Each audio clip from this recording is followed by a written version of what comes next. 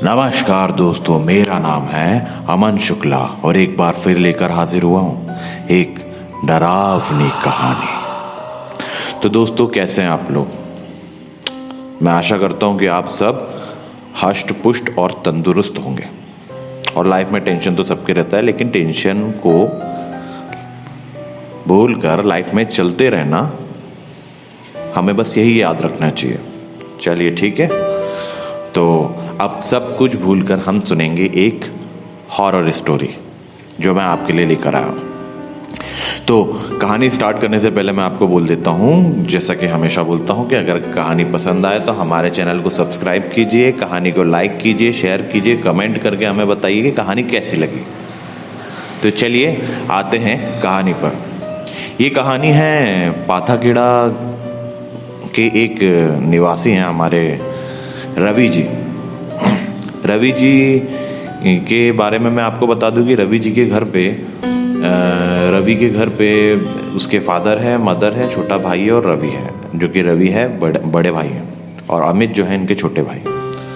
तो रवि के जो फादर हैं वो एक गवर्नमेंट स्कूल में टीचर हैं और मम्मा जो है होम मेकर है। तो लाइफ में सब बढ़िया चल रहा है। रवि अपनी 12th क्लास पास कर चुका है और बाहर बाकायदा भोपाल में रहकर अपनी इंजीनियरिंग कर रहा है। तो सब कुछ अभी लाइफ में बढ़िया है, कोई टेंशन वाली बात नहीं है। लेकिन जब रवि जो है एक ऐसा लड़का है जो अपनी पढ़ाई और फैमिली दोनों को बराबर इम्पोर्टेंस देता है। तो ऐसा नहीं कि वो कॉलेज में शिफ्ट हो गया तो घर ही नहीं आता था। एक्चुअली में रवि महीने में 2 बार घर ज़रूर आता था।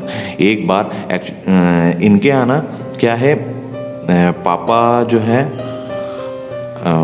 काफ़ी व्यस्त रहते हैं, मतलब वो बहुत ही अपने जो टीचरशिप का काम है काफ़ी पैशन से करते हैं, है ना। और मतलब फादर मदर दोनों बहुत सीधे भी हैं। तो रवि को उनकी ज़्यादा चिंता रहती है। खैर, बच्चे जब बड़े हो जाते हैं तो माँ बाप की चिंता करने लग जाते हैं, तो अच्छी बात है। तो रवि हमेशा सोचता है कि जैसे जब भी वो घर से भोपाल अपने कॉलेज के लिए जाते रहते तो उसको पता है कि अब वो 15-20 दिन 1 महीने तक के शायद ही आ पाए वापस। तो उसको बहुत टेंशन होती है जाते जाते कि यार कैसे रहेंगे, क्या करेंगे। लेकिन उससे जितना हो सकता है वो जब भी उसका कॉलेज ऑफ होता है तो आकर अपना मार्केट कर देता है। मार्केट इतना कर देगा कि भाई कम से कम 8-10 दिन घर वालों को टेंशन ना हो, और किराना कर देगा, गेहूँ पिसवा देगा, है ना। तो ये सब काम करने के लिए वो 1-2 राउंड मार ही देता था महीने में, है ना। अब रवि के अंदर एक और टैलेंट है, उसको ना एक्टिंग का बड़ा शौक है। वो एक्टर बनना चाहता है एक्चुअली में अंदर से, लेकिन ना वो बहुत ही शाय टाइप का बंदा है, मतलब शर्मीला है। मतलब खुलेगा, कुछ लोग होते हैं ना कि हाँ भाई अपने दोस्तों के सामने सब कर देंगे, सारी एक्टिंग करके बता देंगे, गाना गा के बता देंगे, भले कितने भी बेसुरे क्यों ना हो। लेकिन किसी थर्ड पर्सन के सामने अगर आप बोलोगे भाई ऐसा करके दिखाना, तो वो शर्मा जाएगा, नहीं नहीं नहीं भाई मेरे को नहीं आता ऐसा करके। तो रवि इस टाइप का है। लेकिन अब कॉलेज में जैसे जैसे टाइम बढ़ रहा है, उसकी ये जो शर्मीलापन है उसका थोड़ा थोड़ा कम होते जा रहा है, और वो काम को लेकर फोकस हो रहा है, वो अपनी पढ़ाई को लेकर फोकस हो रहा है। घर वालों को लेकर तो वो पहले से ही फोकस्ड है। तो अब रवि कॉलेज ख़त्म होते होते ये सोचते हैं कि यार एक बार तो बनता है, क्योंकि वो क्या है, जो भी मूवीज़ आती है ना वो मिमिक्री भी कर लेता है। और जो भी मूवीज़ आती हैं, जैसे जो भी मूवी में उसको जो भी कैरेक्टर पसंद आ जाए, वो मान के चलो उस कैरेक्टर में ही कम से कम 1 से 1.5 महीने रहता है। उसी की टोन में बात करना, उसी की तरह हरकतें करना, और उसके सारे दोस्त लोग समझ जाते हैं, और उसके कई दोस्त तो उसको एक्टर भी बोलते हैं कि कहाँ है भाई, एक्टर कहाँ है। तो रवि इस तरीके का हो चुका है, मतलब अपने फाइनल ईयर्स तक। तो अब उसका कॉन्फिडेंस लेवल काफ़ी हाई है, और वो वाकई में ऐसा सोचता है कि जाऊंगा तो कुछ ना कुछ तो। और रवि की ऐसी कोई एक्सपेक्टेशन नहीं है कि जाना है और बिल्कुल सीधा रणबीर कपूर या रणवीर सिंह बन जाना। नहीं नहीं नहीं नहीं, वो बंदा चाहता है एक्टिंग करना, भले उसे रोल रामू काका का ही क्यों ना मिले, है ना। वो बस ये चाहता है कि उसकी पहचान हो, घर घर में लोग उसे जाने, वो कहीं से निकले तो लोग पहचान जाए, अच्छा है यू रवि, तो इस तरीके का उसका सोचना है कि उसको मतलब कोई एकदम ऐसा नहीं कि भैया हीरो ही बनना है और हीरोइन के साथ रोमांस करना है, नहीं। वो चाहता है कि उसे एक अच्छे एक्टर के रूप में पहचाना जाए। वो चाहता है बड़े बड़े एक्टर्स के साथ एक्टिंग करना। जब भी किसी बड़े कलाकार का निधन हो जाता था, बहुत ज़्यादा दुखी होता था। वो कहता था कि काश मैं जल्दी चला गया होता तो कम से कम मिलने का तो मौका मिल जाता सर से। इस तरीके का है रवि। तो यही सब होते होते उसका फाइनल ईयर कंप्लीट हो जाता है और उसकी जॉब लग जाती है हैदराबाद के आईटी सेक्टर में। अब रवि वहाँ पे अपना जॉब करते रहता है। घर वाले भी बहुत खुश हैं, पापा भी बहुत खुश हैं, मम्मी भी, छोटा भाई भी। तो वहाँ पे जॉब करते रहता अपना। लेकिन सडनली क्या होता है, रवि के फादर को कार्डियक अरेस्ट होता है, हार्ट अटैक आ जाता है। काफ़ी मेजर हार्ट अटैक आता है उन्हें। तो वो अपने ऑफिस से छुट्टी लेकर आता है, और मतलब ऐसी कंडीशन में तो मिलेगी चेयर, है ना, और नहीं मिलेगी तो कोई भी बंदा जॉब से रिज़ाइन ही कर देगा कि अगर आप मेरे फादर को मेजर अटैक आया है और अगर मुझे मेरे ऑफिस वाले छुट्टी नहीं देंगे तो कोई भी बंदा सीधे इस्तीफा मुंह पे मारेगा और चला जाएगा। मेरे हिसाब से तो ऐसे ही करेगा। तो रवि अपने ऑफिस से, वैसे ऐसा कुछ होता नहीं है, रवि अपने ऑफिस में बताता है और सीधे पहुंचता है घर से ये लोग पहुंचते हैं भोपाल, जहाँ पे उनके फादर की एंजियोप्लास्टी होती है। और एंजियोप्लास्टी के समय रवि के फादर रवि से कहते हैं कि, क्योंकि देखो सब लोग जानते हैं घर के जो छोटे लड़के होते हैं वो लापरवाह नहीं होते हैं, लेकिन उन्हें उतना समझ नहीं होती है, ठीक है। और रवि के अपने घर से इतना दूर जॉब करने, मतलब ये हैदराबाद में जॉब कर रहे थे, इसका घर पाताखेड़ा में था। वहाँ मतलब हैदराबाद से आने जाने में ही इसे 24 घंटे लग जाते थे। तो वो सोचता था कि उसके फादर बोलते थे कि यार बहुत ज़्यादा दूर है, बहुत ज़्यादा दूर है, हमेशा बोलते रहते थे। पर रवि बोलता था कि पापा अब क्या करे, जॉब तो जॉब है ना। तो उस समय जब रवि अपने फादर के साथ होता है, जब उनकी एंजियोप्लास्टी होते रहती है, और ये रवि को बहुत अच्छे से पता था क्योंकि उसके फादर को मेजर अटैक आया था। उसके फादर को कुछ भी हो सकता था। और उस समय जब एंजियोप्लास्टी के समय उसके फादर से वो थोड़ी बहुत बात करता है, तो उसके फादर बोलते हैं कि यार तू तो इतने दूर जॉब कर रहा है, अगर मैं मर भी गया होता तो पता नहीं तुझसे मिल पाता कि नहीं। ये बात जो है ना, रवि को बहुत ज़्यादा टच कर जाती है। वो बोलता है पापा आप टेंशन मत लो, आप एंजियोप्लास्टी अपन करवाते हैं, फिर अपन घर चलते हैं, अभी मैं कहीं नहीं जा रहा हूँ, यहीं पर हूँ। सब कुछ बढ़िया से हो जाता है। इसके फादर की एंजियोप्लास्टी भी सक्सेसफुल रहती है। इसके फादर, मदर और छोटा भाई और रवि, ये सब वहाँ से निकलते हैं और अपने घर पहुँच जाते हैं पाताखेड़ा। वहाँ पर ये अपने पापा का बहुत ज़्यादा ख्याल रखता है, छोटा भाई भी रखता है। लेकिन रवि का जो अटैचमेंट है ना, वो थोड़ा प्रैक्टिकल कम है और इमोशनल ज़्यादा। तो वो ना, उसका एक मन अब ना, उसके फादर की एक बात उसके दिमाग में अड़ गई है कि यार अगर उन्हें कुछ हो जाता तो मैं वाकई में उनसे नहीं मिल पाता। उसके दिमाग में यही सब चलते रहता है। उसके ऑफिस से लगातार मेल और कॉल्स आते रहते हैं, पर वो रिज़ाइन कर देता है। वो बोलते हैं कि नहीं मैं यहीं कुछ कर लूँगा। वो इमोशनल होकर रिज़ाइन तो कर देता है और साथ में पापा को भी बता देता है। उसके पापा इस बात से काफ़ी खुश होते हैं। वैसे ऐसा शायद ही कोई इंसान होगा कि अपने बेटे के रेजिग्नेशन से खुश हो, लेकिन उसके पापा को बहुत खुशी होती है कि चल मेरे लड़के ने मेरे लिए उतनी दूर वाली जॉब छोड़ दी, वो यहीं पे रहे। उसके फादर उसको ये कहते हैं कि तुझे जितने जॉब में पैसे मिल रहे तो मुझसे ले ले, पर मेरे साथ रहे। तो पापा को बोलता है कि नहीं मुझे पैसे आपसे कुछ नहीं चाहिए, मैं यहीं हूँ, आप टेंशन मत लो, यहीं कुछ काम देख लूँगा। लेकिन जिस जगह पर ये रहता था ना, वहाँ पे आईटी से रिलेटेड तो कोई काम मिलने से रहा। तो वो सोचता है गवर्नमेंट प्रिपरेशन करें, गवर्नमेंट एग्ज़ाम्स के लिए। ऐसे ही करते करते, घर की देखभाल करते करते साल 1.5 साल बीत जाते हैं और 1.5 साल से रवि जॉबलेस है। वो सोचता है कि यार हैदराबाद में जॉब करते करते सोचा था कि मुंबई में शिफ्ट हो जाऊँगा, वहीं पर एक्टिंग के लिए ऑडिशंस भी देने लग जाऊँगा। लेकिन सब कुछ एक मेजर हार्ट अटैक ने सब बदल दिया। अब जब बंदा ना बहुत टाइम बेरोजगार हो जाए एक अच्छी जॉब जिसमें उसको काफ़ी ग्रोथ थी, वो छोड़कर अगर वो खुद से छोड़कर, खुद रेजिग्नेशन देकर अगर वो बेरोजगार हो जाए और ऐसी जगह में फंस जाए जहाँ पे उसकी फील्ड से रिलेटेड कोई काम उसे मिल ही नहीं सकता, दूर दूर तक कोई चांस ही नहीं है, तो वो बंदा कई बार ना डिप्रेशन में भी आने लग जाता है। खैर रवि एक ऐसा बंदा था, उसका विल पावर काफ़ी अच्छा था, तो वो अपने डिप्रेशन का सामना करता है और बार बार गिर के उठना उसकी आदत हो गई है। अब ऐसे ही करते करते कुछ 2.5-3 साल हो जाते हैं और एक दिन रवि के फादर बोलते हैं कि बेटा क्या हो गया, आजकल गुमसुम क्यों रहते हो। तो अब फादर की तबीयत बहुत बढ़िया है, तो रवि अपने फादर से बोलता है कि डैडी मैं यहाँ पर आ गया था आपके लिए, मुझे आप मतलब पर मेरी लाइफ में मैं चाहता हूँ कि कोई मलाल ना रहे। तो उसके फादर बोलते हैं कि क्या किस चीज़ के बारे में बात कर रहे हैं। तो वो बोलता है कि पापा मैंने सोचा था कि मैं हैदराबाद से मुंबई में ट्रांसफ़र लेकर वहाँ पर अपने एक्टिंग के लिए ऑडिशन दूंगा, ये करूँगा। तो उसके फादर तुरंत में बहुत ज़्यादा टेंशन लेने लग जाते कि यार आजकल तो फिल्म इंडस्ट्री ऐसी हो गई है कि कुछ कोल्ड ड्रिंक में मिला के ड्रग्स वर्ग्स दे देते हैं और बच्चों की जीवन ख़राब कर देते हैं और काफ़ी कुछ ऐसा हो भी गया है। तो जाहिर सी बात है कि माँ बाप का टेंशन लेना लाजमी है। लेकिन रवि अपने फादर को और मदर को कन्विंस करता है कि नहीं ऐसा कुछ नहीं है, अगर अपन सही हैं अपन ऐसी जगह में ना रहें। और वो कई ऐसे एक्टर्स के बारे में भी बताता है जो इन सब पार्टी शार्टीज से वो करते हैं, अपनी पर्सनल पार्टी करते हैं, लेकिन ऐसे ये पार्टियों में नहीं जाते हैं। तो वो बोलता है कि ये सब अपने आप पर डिपेंड करता है कि आप किस संगत में रहते हो, है ना।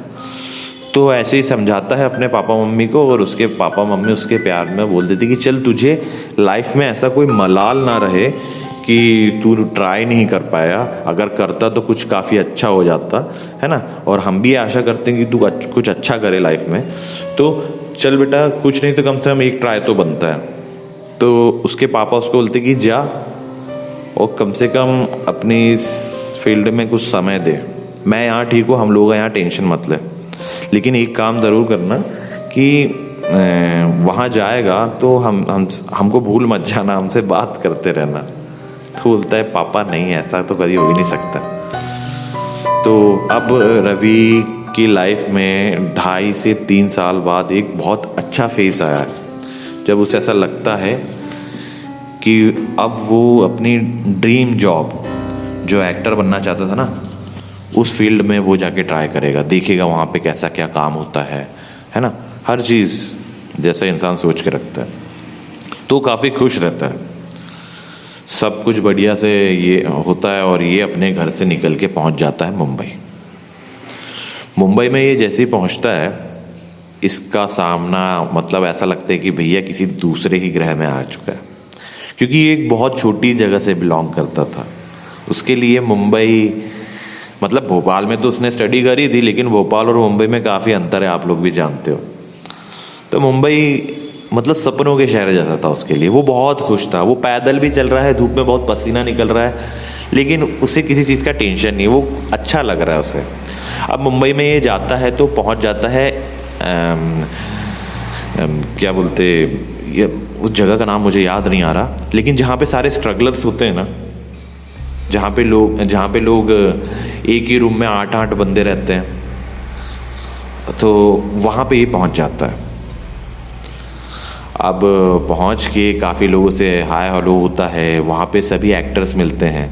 तो ये देखता है कि सभी लोग ऑडिशन तो देते हैं, लेकिन ऑडिशन के साथ साथ ये लोग जॉब वॉब भी मतलब कुछ पार्ट टाइम जॉब भी करते हैं अपना खर्चा निकालने के लिए। और क्योंकि रवि स्टार्टिंग से ही काफ़ी ज़्यादा मतलब जिम्मेदार टाइप का इंसान था, तो वो चाहता था कि जो घर से पैसे लेकर आया है उसे सेफ रखे, कम से कम खर्चा करे और हो सके तो घर से पैसे ना मंगाए। तो उसके साथ वाले उसको बोलते हैं कि आप कॉल सेंटर और पिज़्ज़ा हट मतलब कहीं पर भी आप ट्राई करते रहो जॉब के लिए, क्योंकि आपके हाथ में एक पार्ट टाइम जॉब होगा, तो पार्ट टाइम आप जॉब करके अपना खर्चा भी निकाल लोगे और ऑडिशंस भी दे सकते, ऑडिशन देने के लिए भी आपके पास टाइम रहेगा, है ना। तो इससे का एक लेवल बना रहेगा और आपके घर पे और आपके ऊपर पैसों का कम बर्डन होगा, प्रेशर कम आएगा, है ना। अटक जाता हूँ यार काफ़ी बोलते बोलते, इसलिए आप लोग ना थोड़ा सब्र से सुना कीजिए मेरी कहानियाँ, है ना। तो काफ़ी उतावला रहता हूँ ना, इसलिए थोड़ा ऐसा होते रहता है, एक फ्लो में नहीं बोल पाता कई बार, है ना। तो क्या है, सही शब्द डिसाइड करने के लिए थोड़ा अटक जाता हूँ, इसलिए चलिए ठीक है, मैं फिर से कहानी पर आता हूँ। तो रवि को पता चलता है कि चलो भाई सही बात बोल रहे हैं, एक पार्ट टाइम जॉब करना भी बहुत ज़रूरी है और कांटेक्ट भी मिलते हैं, है ना। जैसे कई बार होता है ना कि अगर आप काम ही नहीं कर रहे हो कुछ, तो आप किसी कांटेक्ट में भी नहीं आते। कई बार लोग किसी छोटी सी शॉप में पार्ट टाइम जॉब करते रहते हैं, वहाँ से वो किसी दूसरे की नज़र में आते हैं, कांटेक्ट में आते हैं और धीरे धीरे ग्रोथ मिलते जाती है। तो रवि यही सोचता है, तो वो काफ़ी ट्राई करता है इधर उधर जॉब के लिए, कॉल सेंटर में भी जाता है, लेकिन उस समय उसको जॉब नहीं मिल पाती। तो ये एक पिज़्ज़ा की शॉप में जॉब करने लगता है। पिज़्ज़ा की शॉप मतलब वो मैकडोनल्ड पिज़्ज़ा हट वाला पिज़्ज़ा नहीं, अपना जो लोकल शॉप्स होती हैं पिज़्ज़ा की, वो वाली शॉप की बात कर रहा हूँ मैं। तो पिज़्ज़ा की शॉप में ही काम करने लगता है और वहाँ पे इसको करीब 10 से 12 हज़ार रुपये मिल जाते हैं, जिससे इसकी खाली खाना पूर्ति और थोड़ा बहुत खर्चा पानी निकल पाता है। आपको पता ही है मुंबई कितना महंगा होता है, तो आप समझ ही रहे हो 10-12 हज़ार मुंबई में है क्या। तो भैया ये बोलता है चलो ठीक है, कुछ ना से कुछ तो सही, है ना। तो ये करते रहता है अपना काम और ऑडिशंस के लिए भी ट्राई करते रहता है। अब ऑडिशन में तो कुछ खास इसको रिस्पॉन्स मिल नहीं पाता है, क्योंकि कई बार ना ये स्टार्टिंग से ही चूजी था। मतलब ऐसा नहीं कि हीरो का ही करना है, लेकिन इसको काम जो पसंद आता था ना उसी के लिए जाके देता था। और इसके जो साथ वाले बोलते थे कि भाई स्टार्टिंग में तो तुम्हें जो काम मिले तुम्हें वो करना चाहिए। तो अब ये ऑडिशन दे दे के थक गया, लेकिन ये भी उस बात को मानने लगी कि नहीं सही बात बोल रहे हैं, जो भी चीज़ का ऑडिशन होगा मैं जाके दूंगा, साला क्या होता है देखता हूँ। लेकिन इसकी लाइफ में अभी इतना आसान नहीं होता एक्टर बनना, तो चल ही रहा है स्ट्रगल। अब एक दिन ये अपने जो शॉप है पिज़्ज़ा वाली, वहाँ पे अपना जॉब करते रहता है, काम करते रहता है। तो रात के कुछ 11-11:30 बजे इसके पास एक ऑर्डर आता है। दरअसल ऑर्डर नहीं आता है, एक आदमी आता है और वो बोलता है कि भाई मेरे को कम से कम 6 से 7 पिज़्ज़ा चाहिए, और अपना ऑर्डर लिखवा देता है कि ये वाला चाहिए वाला चाहिए, जो भी वैरायटीज़ रहती है पिज़्ज़ा की, है ना। तो मुझे नहीं पता, मैंने 1-2 वही कॉर्न और ऐसे ही कुछ खाए हैं, क्योंकि पिज़्ज़ा वैसा मुझे ज़्यादा पसंद नहीं, तो वैराइटीज़ का भी मैं ध्यान नहीं रखता। तो उसे ऑर्डर मिला 7 पिज़्ज़ा का, ये काफ़ी खुश। अब इनकी शॉप में खाली पिज़्ज़ा जो बनाने वाला एक बंदा था, वो भी घर जाने वाला था। वो बोलता है कि यार शॉप क्लोज करते करते इतना बड़ा ऑर्डर मेरा कैसे छोड़ूं। तो उससे बोलता है कि भाई बना देगा, तो बोलता हाँ भैया बिल्कुल बना देंगे, अपन वैसे भी ग्राहक को कभी मना नहीं कर सकते। तो वो बाकायदा इनके 7 पिज़्ज़ा तैयार कर देता है। लेकिन देखता है जब ये रवि पलट के, तो वहाँ पे जो बंदा ऑर्डर देने आया था वो बंदा गायब है। ये उसको इधर उधर जाके ढूंढता है पर कोई दिखता नहीं है। वहाँ पर इसे एक कागज़ दिखता है जिस पर एड्रेस लिखा होता है, और ऊपर लिखा होता है कि इस एड्रेस पर ये पिज़्ज़ा आप डिलीवर्ड करवा दीजिए और वहीं से पेमेंट उठा दीजिएगा। रवि बोलता है चलो ठीक है। अब रवि इस एड्रेस में जो फ़ोन नंबर भी दिया हुआ था, तो ये फ़ोन करता है, और फ़ोन नंबर के साइड में जिस उस पर्सन का नाम लिखा था जो कॉल अटेंड करेगा, तो इस पर्सन का नाम था कविता। ये फ़ोन करता है तो कविता जी फ़ोन उठाती हैं और बोलती हैं हाँ जी हेलो। तो रवि बोलता है कि मैम ये 7 पिज़्ज़ा का ऑर्डर लिखवा के गए हैं कोई सर, और यहाँ पे इस एड्रेस पे पहुँचाने को कहा गया है। तो कविता बोलती है हाँ आपने बिल्कुल सही समझा, बहुत टाइम से वेट कर रहे हैं हम लोग। तो ये नहीं मतलब हम भी बस यहाँ से निकल ही रहे हैं, आपका ऑर्डर रेडी हो चुका है, आप मुझे 15 से 20 मिनट का समय दीजिए, मैं आपको पहुंचाता हूं अभी। तो बोलती हाँ थैंक यू। तो ये भी भाई अब रवि भी कंफर्म हो जाता है कि चलो भाई बहुत अच्छी बात है, कंफर्मेशन तो मिल चुका है कम से कम, नहीं तो पता नहीं यार 7 पिज़्ज़ा बनवाए बंदा गायब है ना, नुकसान तो इन्हीं का होता। तो रवि अपना पिज़्ज़ा सब पार्सल करके अपनी शॉप से निकल जाता है, और शॉप वॉप जो है जो बंदा रहता है उसमें शॉप को ऑफ करके वो भी अपने घर की तरफ निकल जाता है। अब रवि 10 से 15 मिनट में उस कॉलोनी में तो पहुंच गया। वो ये जो कॉलोनी थी ना, काफ़ी पॉश कॉलोनी थी। मतलब ऐसा कह सकते हैं कि यहाँ पे यार काफ़ी बड़े बड़े लोगों के घर थे। मतलब मिडिल क्लास बंदे का तो नामो निशान नहीं था, इस टाइप की कॉलोनी थी।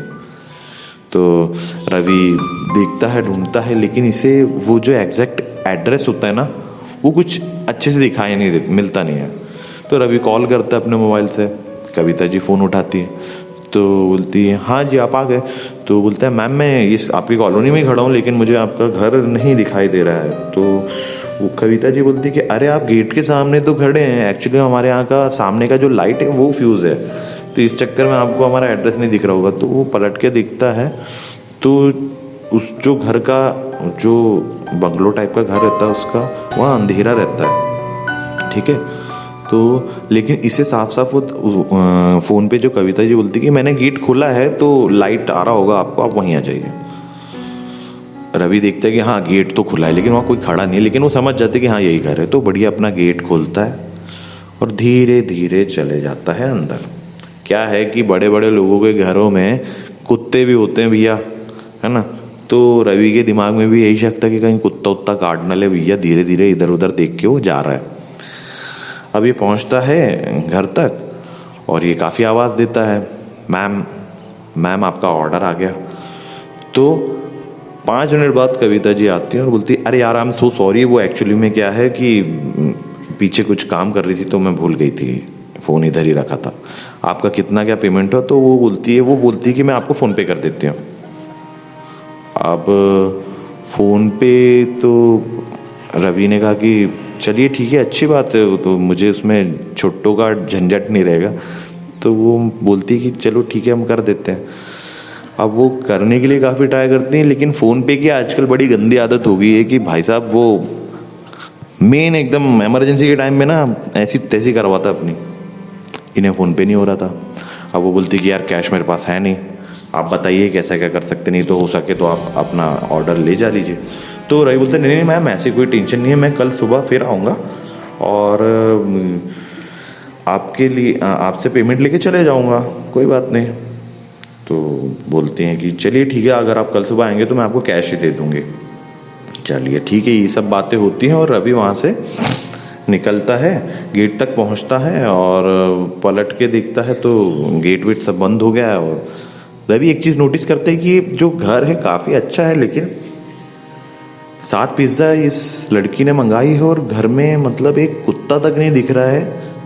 तो क्या ये अकेली 7 पिज़्ज़ा खाने वाली है?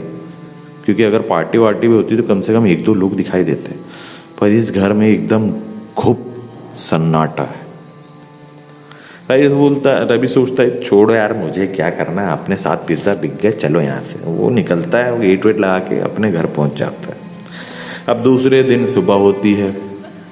सुबह होकर रवि सोचता है कि भैया सबसे पहले जाके अपना कैश कलेक्ट कर लो और ऑफिस अपनी शॉप में जाके सेठ जी को पैसे दे दूंगा, तो वो भी काफ़ी खुश होंगे कि भैया तुमने तो क्या बात है, कमाल कर दिया, एक ही बार में 7 पिज़्ज़ा डिलीवर्ड भी कर दिए और अच्छा खासा मुनाफा करवा दिया।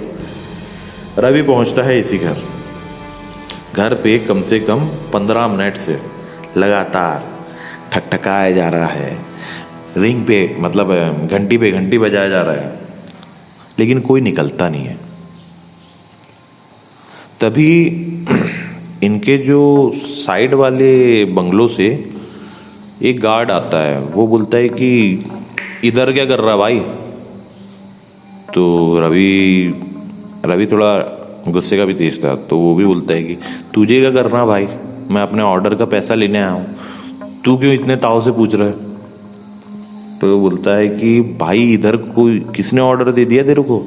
तो रवि बोलता है यार यहाँ पे जो कविता मैडम रहती है उन्होंने ऑर्डर दिया था कल रात में 7 पिज़्ज़ा का, तो वो मैंने डिलीवर्ड किए थे, फ़ोन पे हो नहीं रहा था, तो उन्होंने कहा था कैश आके ले लेना। गार्ड कुछ नहीं बोलता है और सीधे अंदर चला जाता है। अंदर से एक काफ़ी एजेड टाइप के अंकल आते हैं और बोलते हैं कि बेटा आपको किसने ऑर्डर दिया था? क्या है कि हमारे गार्ड ने बताया कि आपको किसी कविता ने ऑर्डर दिया था। रवि बोलता है हाँ सर, मुझे कल रात में ऑर्डर आया था और कोई आदमी आया था ऑर्डर देने, लेकिन वो वहाँ पे पर्ची रख के एड्रेस लिख कर और फ़ोन नंबर लिख के चला गया था। तो हमने फ़ोन करके कंफर्म किया पहले कि भैया ये ऑर्डर वाकई में देना है कि नहीं। तो वो ऑर्डर करके फ़ोन करके मैंने कंफर्म किया। तो कविता मैम ने बोला था कि हाँ जी ये यहीं पे लाना है। मैं कल रात में आके इन्हें ऑर्डर देकर भी गया हूँ और इनसे ऑनलाइन पैसा अभी ट्रांसफ़र हो नहीं रहा था। तो इन्होंने मुझे कहा था कि सुबह आके कैश ले जा लेना। तो वो अंकल पूछते हैं कि चलो आओ बोले। तो अब वो अंकल अपने हाथ में एक चाबी का गुच्छा लिए जाते हैं उस घर की तरफ। उस घर को खोलते हैं, मतलब जो सेंटर लॉक वाला ताला रहता है ना वो। इसलिए रवि को पता नहीं, समझ में नहीं आ रहा था कि घर में कोई नहीं है, क्योंकि अपन लोग यहाँ तो ताला लटका देते, अपन ताला देखकर समझ जाते कि यार घर में कोई नहीं, उल्लू बना दिया। लेकिन सेंटर लॉक वाले में क्या समझ में नहीं आता। तो वो अंकल खोलते हैं दरवाज़ा खोल के रवि को बोलते कि आ जाओ बेटा अंदर आ जाओ। तो जैसे ही दरवाज़ा खोलते हैं और थोड़ा अंदर आते हैं तो टेबल पर पिज़्ज़ा के डब्बे दिखते हैं, जिससे वो अंकल जी जो आए थे वो भी श्योर हो जाते कि यार पिज़्ज़ा के डिब्बे दिख रहे हैं। और वो रवि की तरफ देख के बोलते हैं कि बेटा यहाँ पे कुछ लड़के थे या फिर वाकई में आप किसी वो जो कविता। तो वो रवि बोलता अंकल मैं इतनी बात क्यों घुमाऊंगा, मुझे आप मेरे ऑर्डर के पैसे दिलवा दीजिए, मेरे को यहाँ से निकलना है, मेरे को जाके अभी पार्ट टाइम अपना मेरा जॉब भी है वो भी करना है और ऑडिशंस भी देता हूँ मैं। मतलब इसने पूरी कहानी अपनी बोल मारी फ्रस्ट्रेशन में। तो अंकल बोलते कि अंकल एक फ़ोटो दिखाते, बेटा ये इस लड़की ने तुम्हें ऑर्डर दिया था। रवि देखकर एकदम शॉक्ड। क्यों? क्योंकि जो तस्वीर अंकल ने दिखाई थी वो उसी लड़की कविता की थी जिससे वो कल रात में मिला था, लेकिन जो तस्वीर थी उस पर माला टंगी हुई थी। रवि बोलता है कि अंकल ये कल रात में तो मैं इनको पिज़्ज़ा डिलीवर करके गया हूँ, तो ये क्या हो गया, ये इनकी फ़ोटो पे माला क्यों चढ़ा के रखी है। तभी अंकल बताते हैं कि बेटा ये मेरी बेटी है कविता, मैंने इसके लवर से शादी करवाई थी आदित्य से। आदित्य भी बहुत अच्छा इंसान था, लेकिन एक दिन इस घर में चोरी हुई और ये लोग उन चोरों के हाथों मारे गए। पता नहीं लोगों को क्या मिलता है, चोरी करो लेकिन इस तरह लोगों को मारना तो नहीं चाहिए। रवि एकदम शॉक्ड कि अंकल ये कब कैसा, उससे कुछ समझ में ही नहीं आ रहा था, अभी पल्ले ही नहीं पड़ रहा कुछ। अभी ये क्या हो गया है, कहाँ आ गया, मैं भूत प्रेत से मिल गया क्या। तो इस तरीके का रवि हो गया था। उसे तुरंत में कुछ नहीं समझ में आया कि भैया उसके साथ एक पैरानॉर्मल एक्टिविटी हो चुकी है। रवि पूछता है अंकल ये वाकई में, मतलब हाँ बेटा ये 2 से 2.5 साल पहले की बात है और उस समय ये लोग भी पिज्ज़ा पार्टी ही कर रहे थे। तब रवि जो एक फ़ोटो देखता है जिसमें कविता और उसके हस्बैंड की फ़ोटो है, तब वो बोलता है कि यही इंसान तो कल मेरी पिज़्ज़ा शॉप पर आया था और इसी ने ऑर्डर दिया है। सर आप झूठ बोल रहे हो। अगर आप ये कोई मजाक चल रहा है, यहाँ पे कुछ मेरा बकरा बनाने की कोशिश हो रही है, तो प्लीज़ मेरे साथ ऐसा मत कीजिए। मैं एक छोटी जगह से रहने वाला बंदा हूँ और यहाँ पे काफ़ी स्ट्रगल से अपनी लाइफ बनाने की कोशिश कर रहा हूँ।